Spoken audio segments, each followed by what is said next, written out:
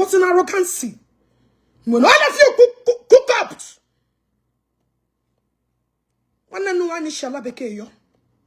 how many people can JPAC destroy and blew up? How many people have you guys fought? How many people be arrest me, intimidate?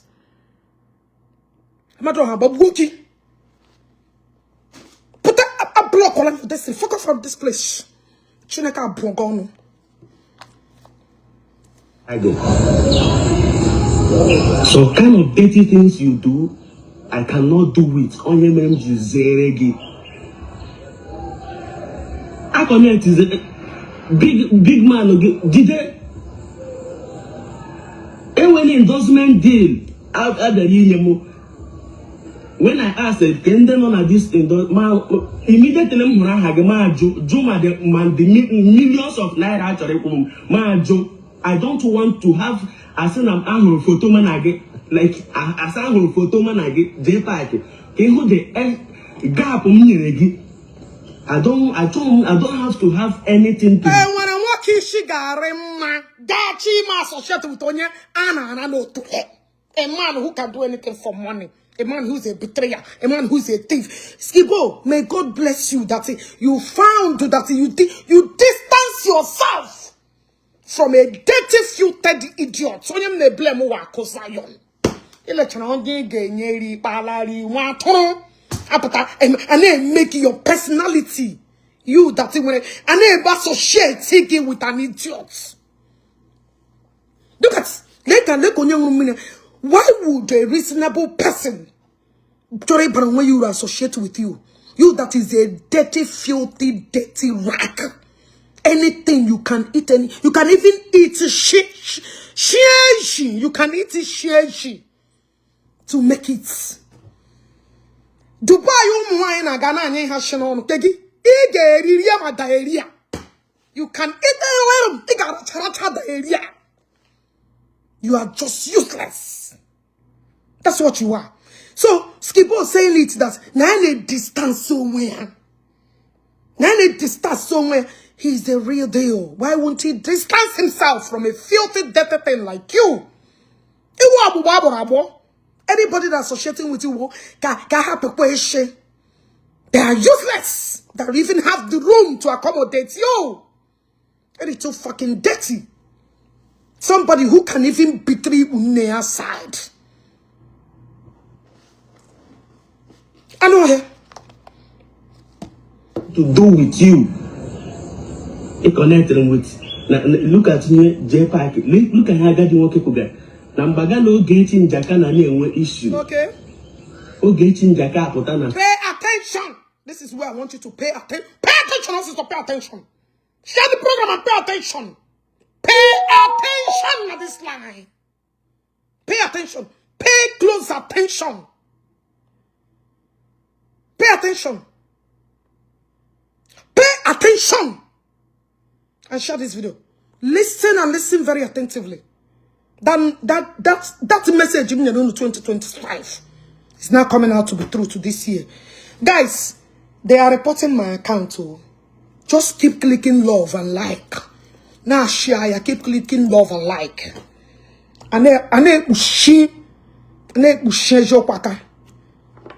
JPAC, I heard that. That is the truth too. Even Nanewi, she was saying it. Even the last time I spoke to him, I spoke to him, I recorded it, but I'm not gonna play it. Actually, everybody man. Everybody knows who. Now to the guy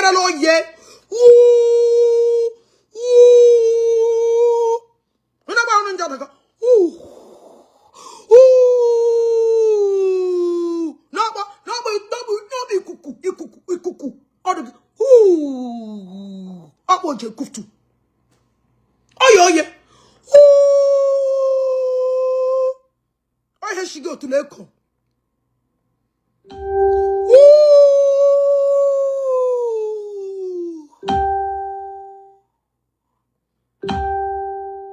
I should know how she go to Lamhesh. Pay attention.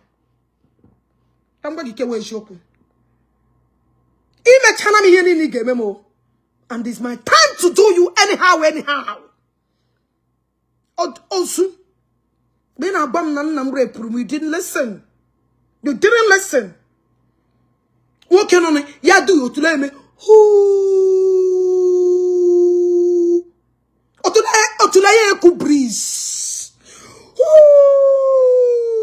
Yali oche me. Yawo otule ku me. Otulaye ku breeze. Social media, who le kwa here say, gwara ya. And the mention na hamo na ha say gwara ya.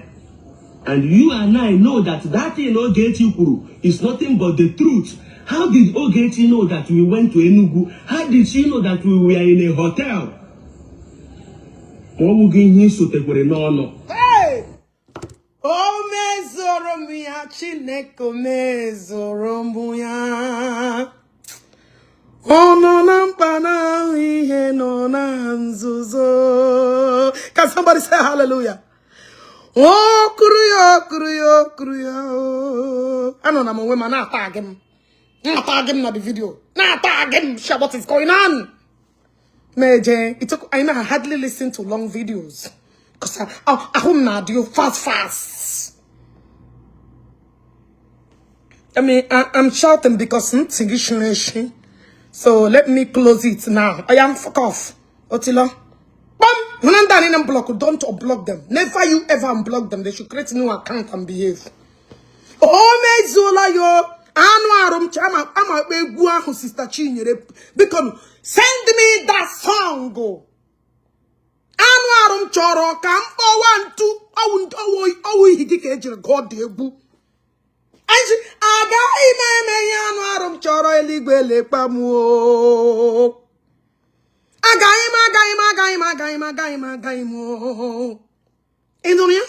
That is everything that Ogechi said about the so-called billionaire. That is, how did I know? Was I there? Someone got a contract and then down for content creator. Someone got. Do I go with you? And I'm not soon trying to contact a sign content creating business. How did I know? How did I know that you guys went to Enugu? How did I know that no ship or no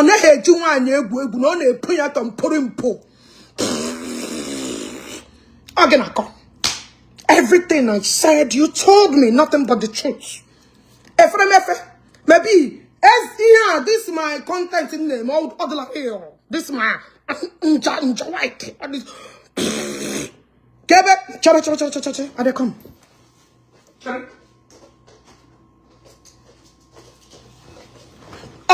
Asaya na baramafa.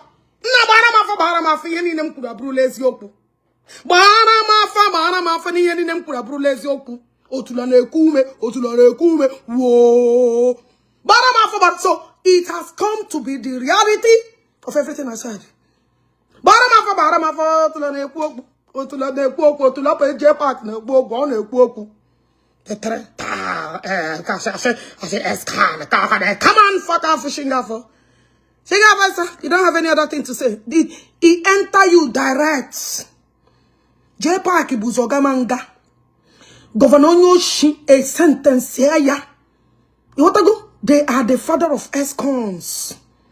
JPAC Ogalanga how many times? More than 30 or 40 times. The records are there.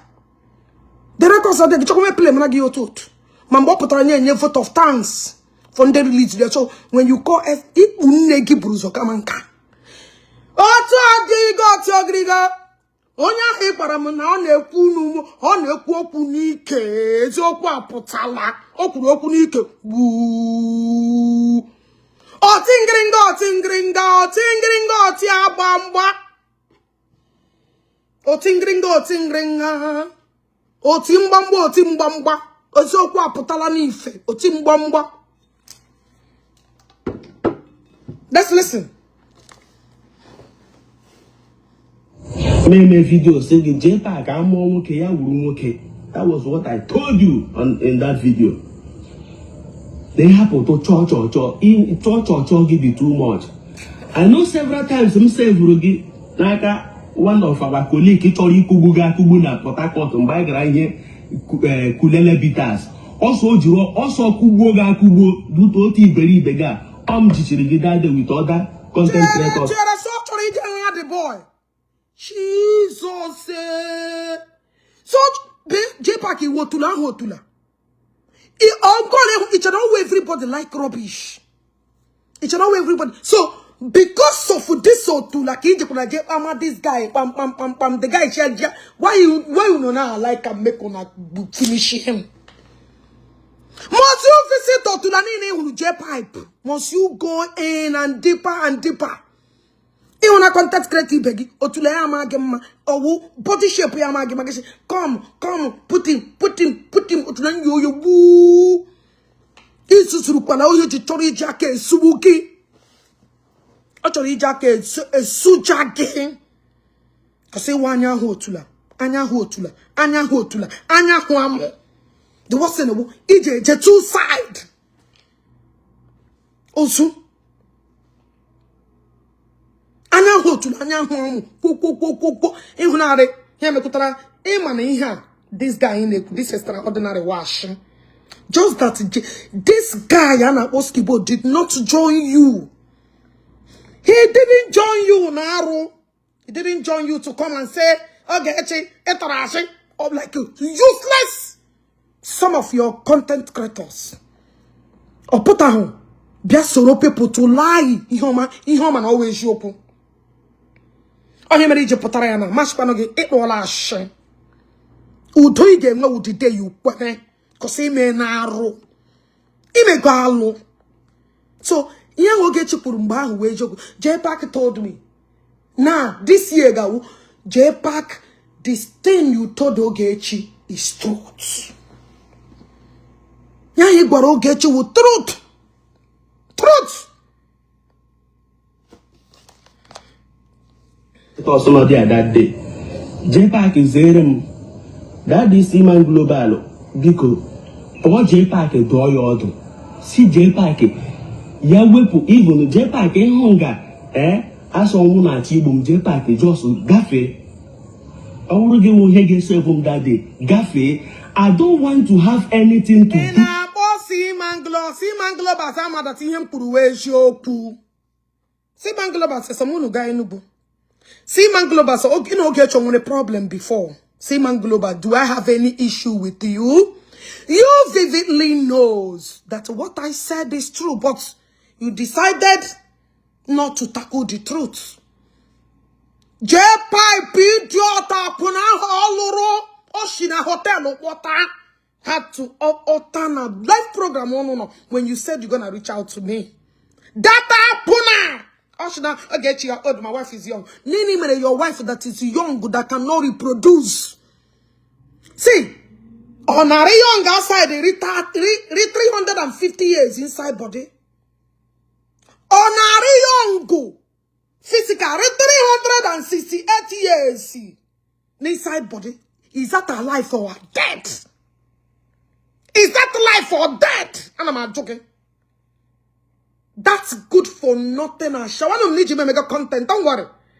Don't worry. See, in my hair, Ashe. Like I am not. I connect is big man. Dear, who le kwa here say in the way you say guaya. Biko. Honorary looking for 348 years in the system of her body. And I'm joking. Okay, which kind of young is that? Young in looking but dead inside. 300 and years. I want to call one. You are useless. Your wife is hopeless. Two of you are useless. I want to know now, women. It physically damaged and inside damage. That is your own. You feel me? That is why I'm telling you that it is hopeless. The same Seaman Global knew that Ogechi was not there. How did I get the information? But instead of him to reach out to me, that useless old 370 years inside and claimed young outside, told Seaman Global on a live program not to reach out to Ogechi. I was watching that program that day. They gathered to tell you. But Seaman Global, you knew that how did Ogechi get to know this? I was not there. I did not follow you guys. But only I said it in Hong. I love you to reach out. But thank God, one of my member don't talk him.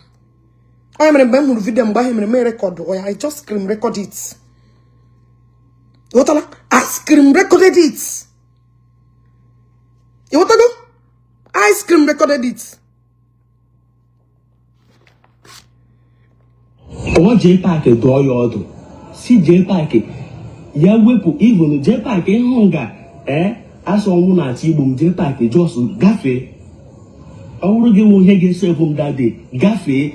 I don't want to have anything to do with you. Because when I got a bill otundo, I say no, I can't continue with this kind of person. JPAC, you can do anything for money. Okay. And I don't live that kind of life for him to zere. Okay. So zere I mean expect to zere. Okay. If not, JPAC. Okay. JPAC. 3 times the camp. 3 times Camboroge. Obi de need Jim Opola, Bia, Ibi Madvat and Abagate in the police, Bia.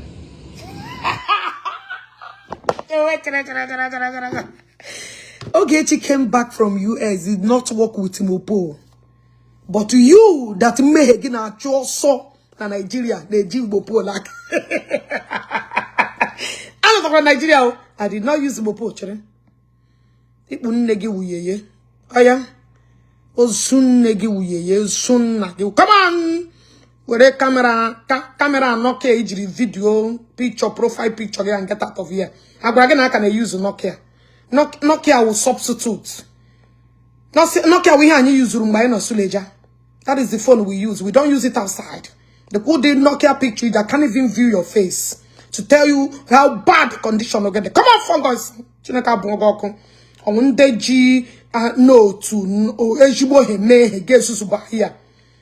Nokia picture just Nokia nyane leba amanda send la message ni mesuleja. Oyi yuzuga. Eje yuzu no ngaki yuzuga physical. Onye no na ino na ngana physical. Imagine me banana ngai a delete nobody will see you. Come on chinga for Chineka Amado Hambugi. Guess both of you are in love. Well, attack on go our dan nege jananda upon UK. Why won't you guess both? Why is it possible to guess? Because I have not on a family. It's possible to guess. What I go? Okay, open heaven, maybe to get your watch, man. I'm not preventing you from watching it. Don't interrupt my saga. Go and watch it. That deal my own. Open heaven video, you go and watch. After you come and rewatch. Obito, you go and watch.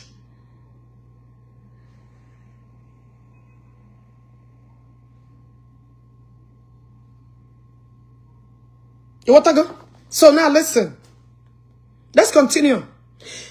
So JPAC, you are a weak man. No one do over 100 and something men. No, to come and intimidate me. So you are afraid of your own shadow, Nala Nigeria. Hey. You are afraid of your own shadow. Nala Nigeria. Are you not ashamed of your useless self? See, even in Nigeria, woman want them show Allah beke yo up on security. Yeah? So, now you are scared of your own shadow. Yeah? You are scared of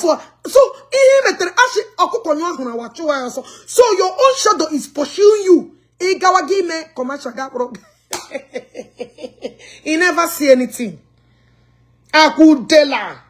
The foundation of ESCON, that useless, good for nothing Udela, that good for nothing hopeless man.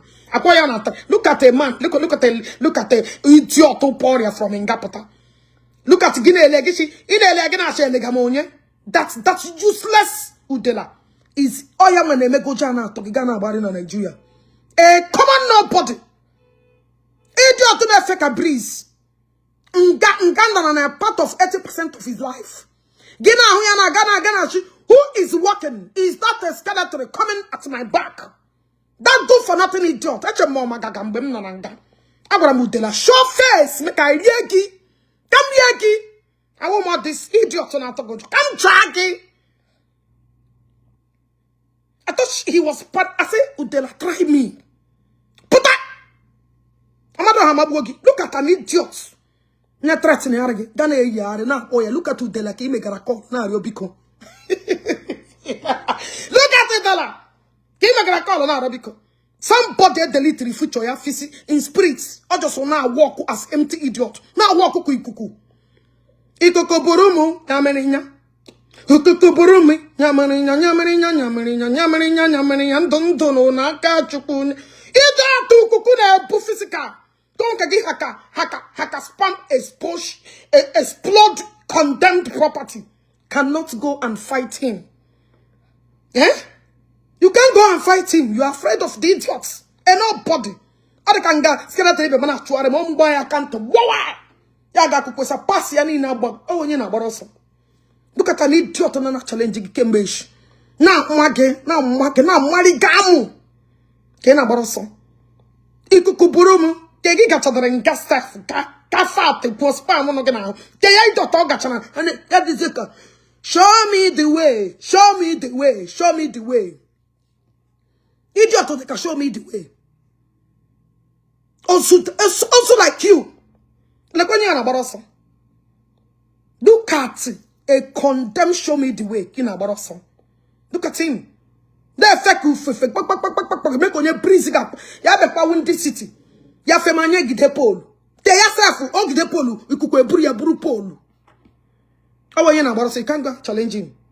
He can now for people to be calling him. Young way to audacity, people are calling me. People are calling me. Also,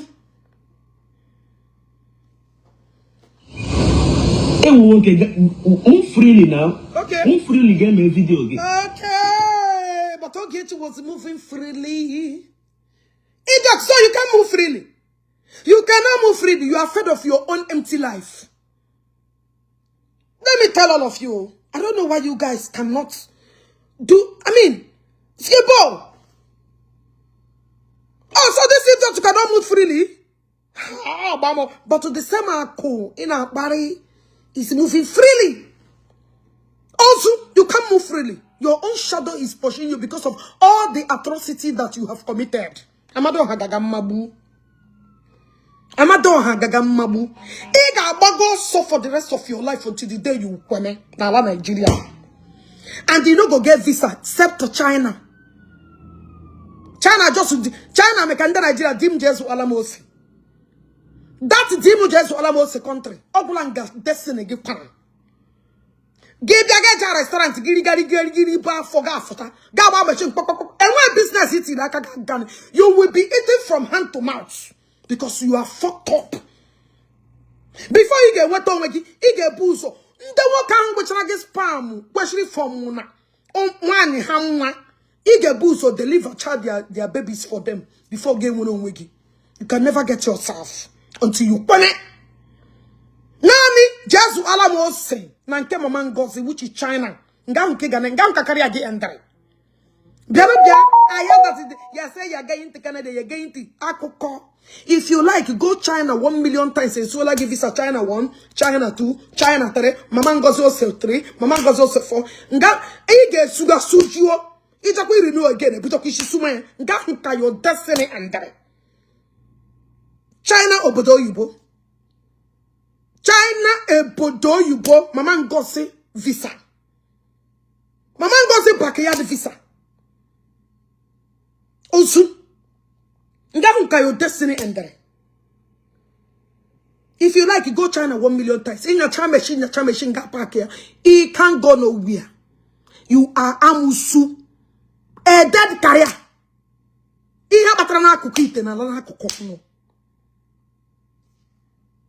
Okay, why do I make a noise? Because here that's So makuye go bu ahu na dafa ahu no gimente. As I'm blocking you, you remain deaf and dumb. Get the fuck out of here. You what? Nga ke endre. China, mama ngozi shop. Ongi endre for the rest of your life. All the only remedy, all of you, ongunu endre. You useless idiots. The highest place also get with Dubai. Egacha Dubai, chagi, ilo hit ga yoba. You cannot see any better country no waka till you buy. If you like it, Chiboga Bajaba China, Chiboga Bada, Chiboga's also give Boga Yoda. That is the only way you end. Unusu.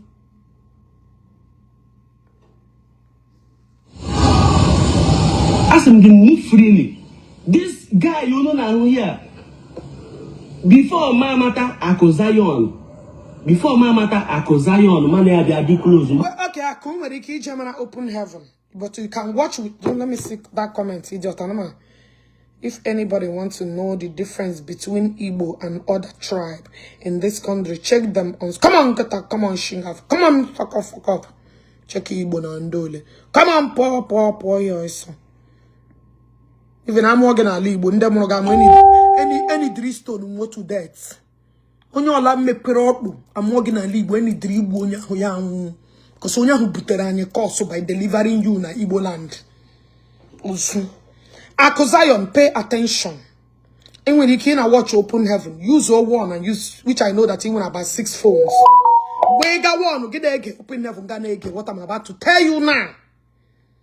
Because actually, eme, wa akeme ribe, and in eme. Ashe me one, ikeme ribe, and in eme. Good. I'm not got some oku now. Amata Benya, Accusations Neshi through JPAC reach him dead.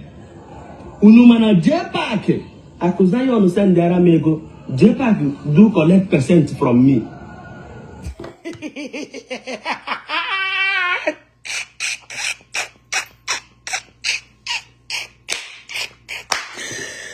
You singing it? JPAC, eh? Ma opu die paka ho to la game. Ige week. Another pound, ija ku show to la. Breeze age kutu. Aga ma opu ya otula game.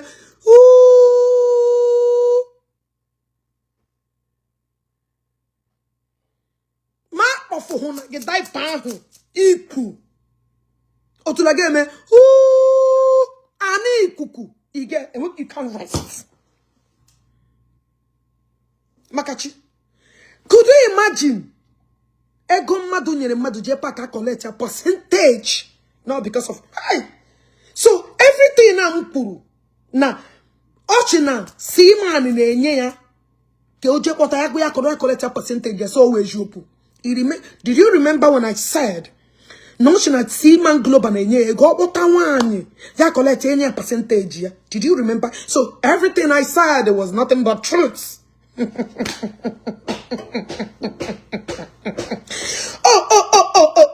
JPAC, is that the reason why when I reached to you started calling Seaman Global?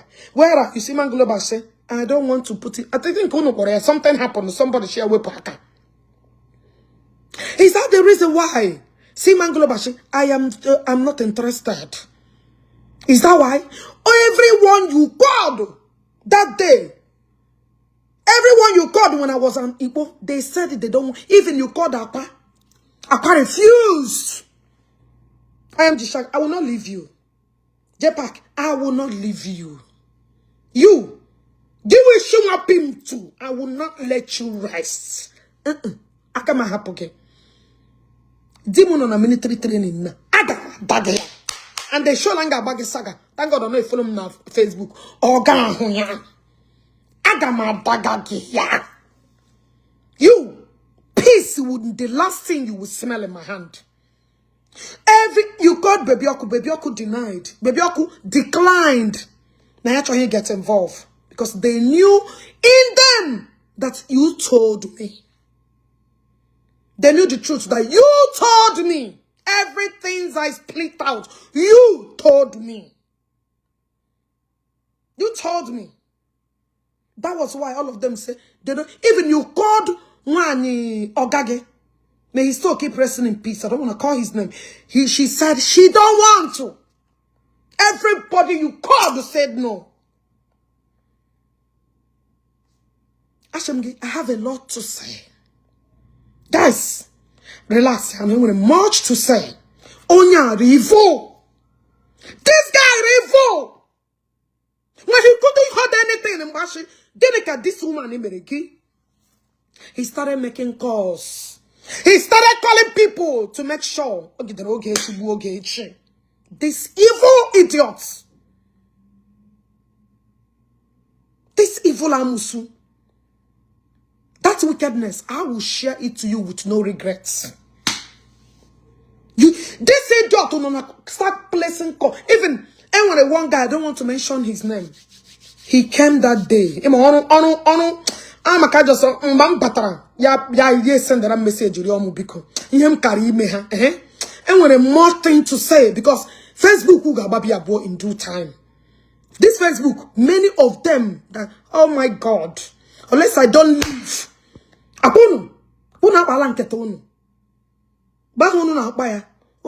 day of recalling will come. I have many things to say. Many things this guy made. Many things. Even to a point, Governor Onyo ran away that he does not want to come and put on statements. That governor criminal, he let her run away. Oh my God. Nakam kunu jechana ya foru no la. Nakam kunu gachana ya follow no la. Peace unu genwe the day una boga.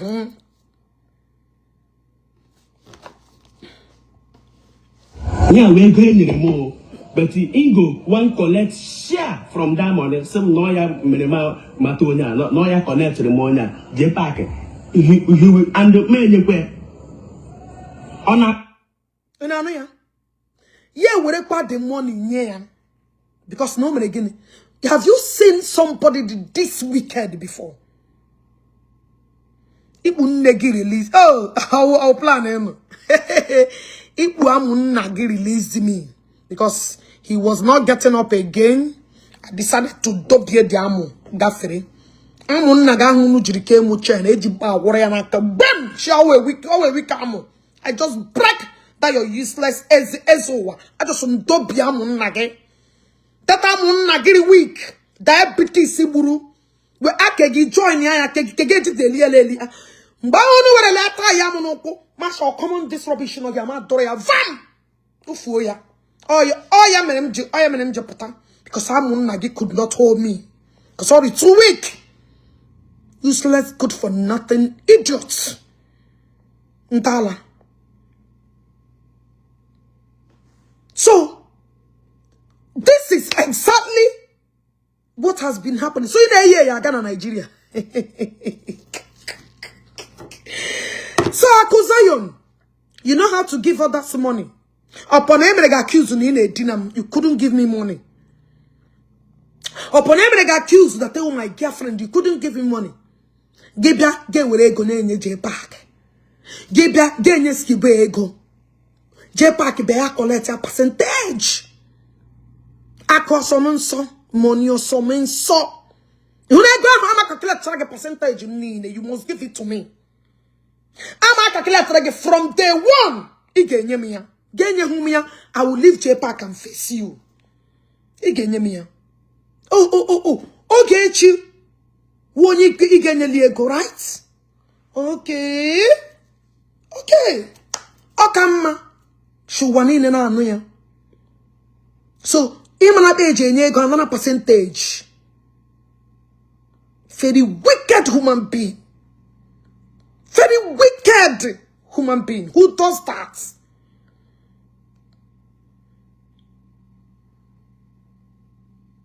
Yeah? So, you can vividly. Is it because they are men? Or is it because I cannot give you up to Nana? Is that why that I'm not qualified to collect my own share of the money? Is that why? No. It's not. That narrative.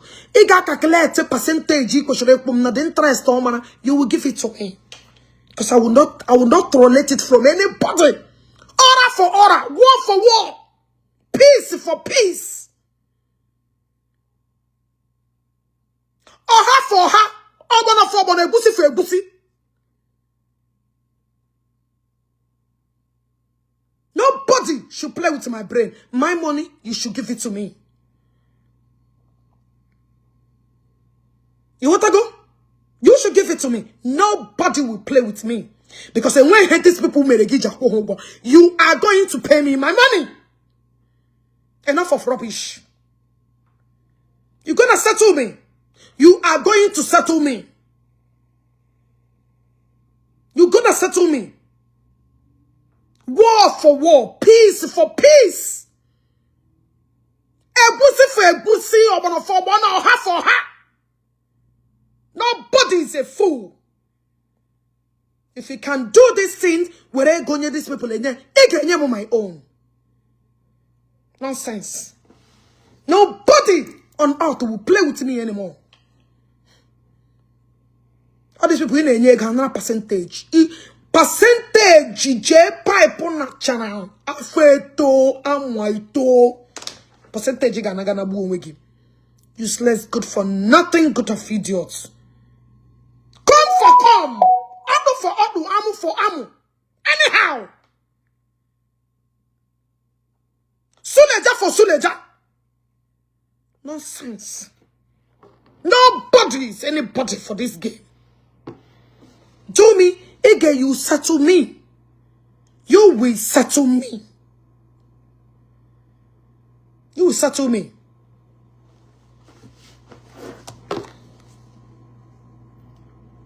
I got China game, but I go. I don't tell you finish. So JPAC, so yeni baram nde na ogintu. So we choose you. Yeni metra we joku. Everything you told me about your so-called ndo wogene metra we joku. You never cheat on chen. My battery is running low now. My battery is going low. Tomorrow is another day. PC game where would the day come? The day come because you called all these people. They know that I did. How did I get to know all these secrets that I'm leaking? How did I get to know them? How did I get to know them? That was why when you called them to come and put in their petition, they ran away. They said, no. This woman, how did she? Let me tell you, only people reason. People reason. Nobody is a fool. Nobody is a fool. When you was placing call, calling all of them one after another, they said no. They said no because they knew it. But everything I said, how did I know? If you are not the one that was passing, and many more I'm coming. Many more, but I took I'm cheap. We are in. So saga people I'm JPAC. I shouldn't get saga material you gave me. They last him 200 years to come. People thought I was lying. Just because they walk warm chorinyegi e plan na newi abera de abibumu. You will iga hook it. Iga na aru aka otu la giba gishie imi. Iga na no diarrhea. It will not smell the proper issue again. You will see it. Also. Yeah. Follow me on TikTok. Yeah, man. I don't know what is happening to this my iPhone 17 Pro Max. The network is not connecting. I can't wait for my husband to come back. Yeah, I've been measuring the thing. I don't know what's going on. On TikTok now. On Epic. Please, if you're not following me on Epic, please follow me on Epic. JPAC. All the social media more are yet to dissert. I'm on again. This is my account on Epic. Go and follow me. Open Epic. Lepam. That's me on Epic. Queen of all queens. Ogechi one. Queen of all queens. Emma, it even be many things.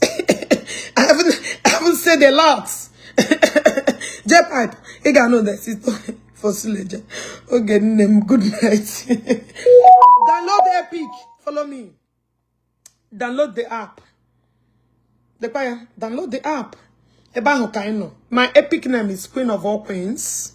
Queen Queens that murdered all the queens that murdered their mother. Yes. If that name depend you, J will roll on my woo.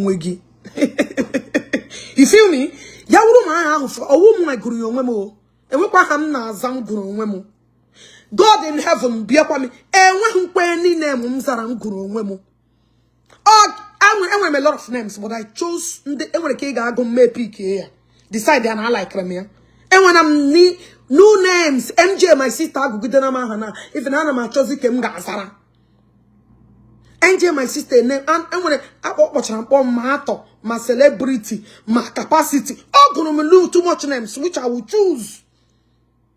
Kept like a capacity. Like a celebrity. I like him well a celebrity when we can go. But I want a capacity. I like it. So I hand him naza na enye BP woman go yon memo okay dia kwe.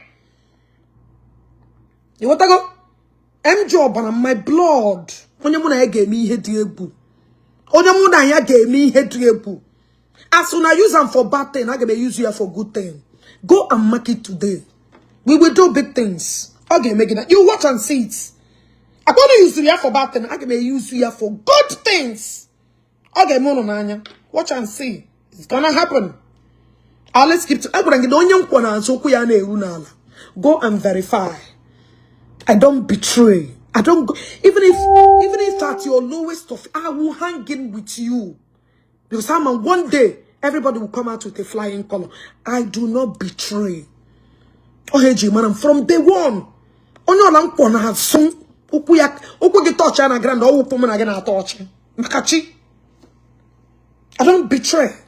I'm not like all of you that 1 naira can change at any given minute. Not me, it will never be me.